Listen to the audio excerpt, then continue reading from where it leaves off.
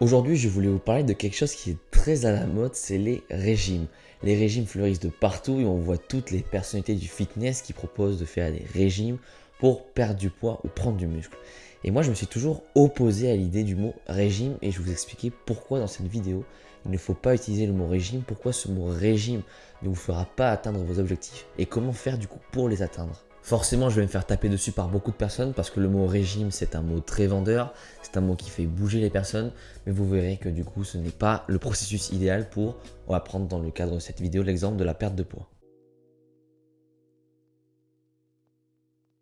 Tout d'abord, toutes les personnes que je connais dans ma vie et que vous devez connaître aussi qui ont fait des régimes ont repris du poids par la suite. Elles ont donc fait ce qu'on appelle un régime yo-yo. Pour vous expliquer brièvement le concept de régime yo-yo, je vais vous prendre un exemple très simple. C'est une personne qui perd du poids et qui en reprend, qui en perd, qui en prend, qui en perd, qui en prend sur une longue période, qui au final a un poids toujours instable et qui au final arrive à prendre plus de poids qu'elle en avait avant de commencer à en perdre. C'est-à-dire qu'à la fin de son régime, la personne qui voulait perdre du poids finalement en a pris. Et ça, c'est lié à plusieurs choses.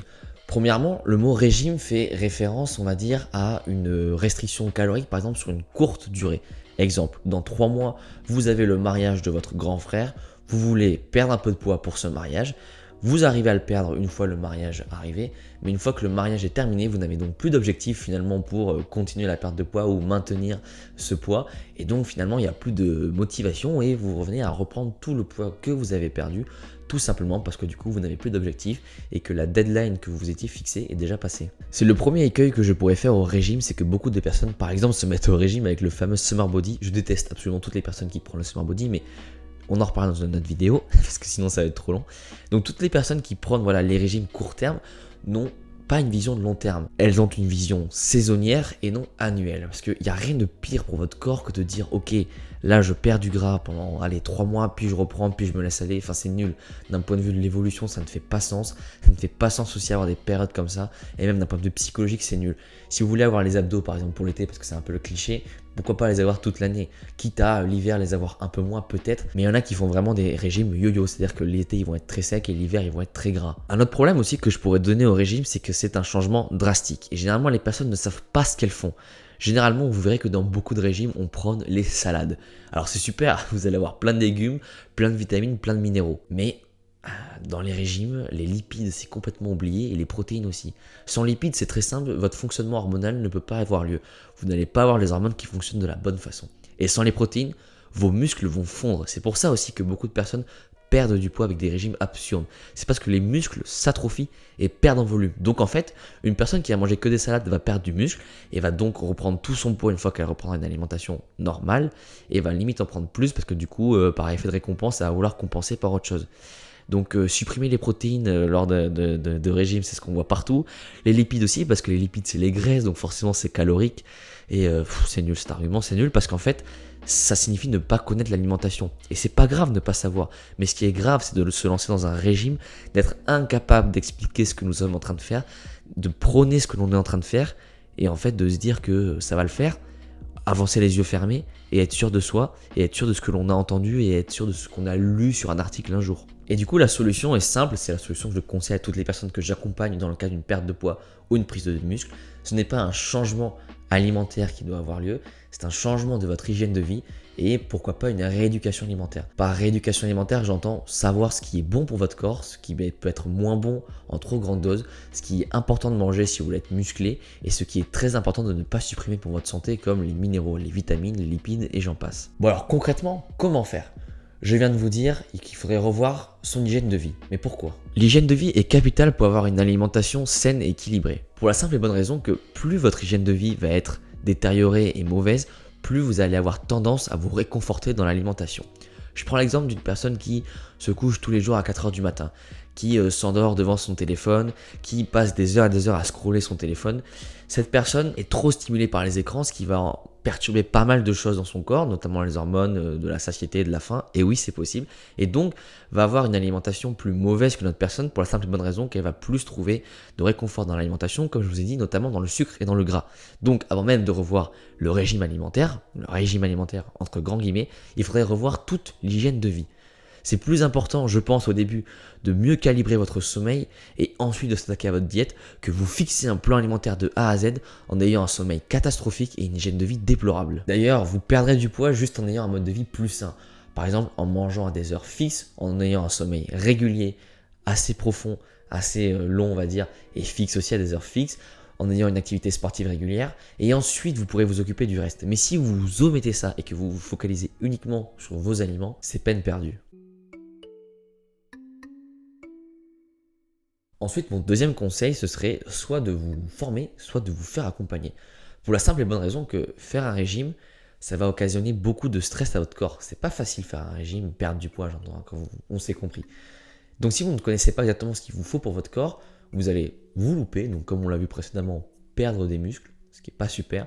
Vous allez vous frustrer et donc petit cercle vicieux, vous allez finir par reprendre du poids ou alors tout simplement vous allez stagner, ce qui d'un point de vue psychologique, c'est pas la meilleure chose. Ensuite, vous devez être sûr de vous et savoir pourquoi vous voulez faire ce fameux régime. Est-ce que, comme je vous l'ai dit avant, c'est parce que vous avez un événement et dans ce cas, vous voulez perdre du poids par exemple pour un événement T, ou c'est pour un mode de vie plus sain? Généralement, la deuxième option vous permettra de mieux durer sur le long terme parce que vous avez une vision long terme et pas court terme.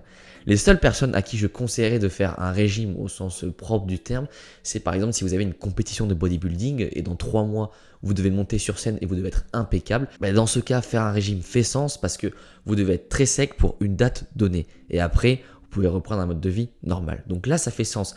Mais si vous faites un régime pour, comme je l'ai pris au début de la vidéo comme exemple, pour être le moins gras possible lors du mariage, une fois le mariage passé, vous allez tout reprendre et ça ne fait pas sens. À moins que vous ayez cette mentalité d'être sec pour un événement X et après ça vous dérange pas de faire des yo-yo. Mais j'ai jamais connu personne comme ça. Ensuite, une astuce aussi très simple, ce serait d'optimiser le volume alimentaire si vous voulez perdre du poids. La plupart des personnes que je suis, que je coach, qui veulent perdre du poids, en plus des séances de musculation, ce que je leur préconise, c'est de manger plus.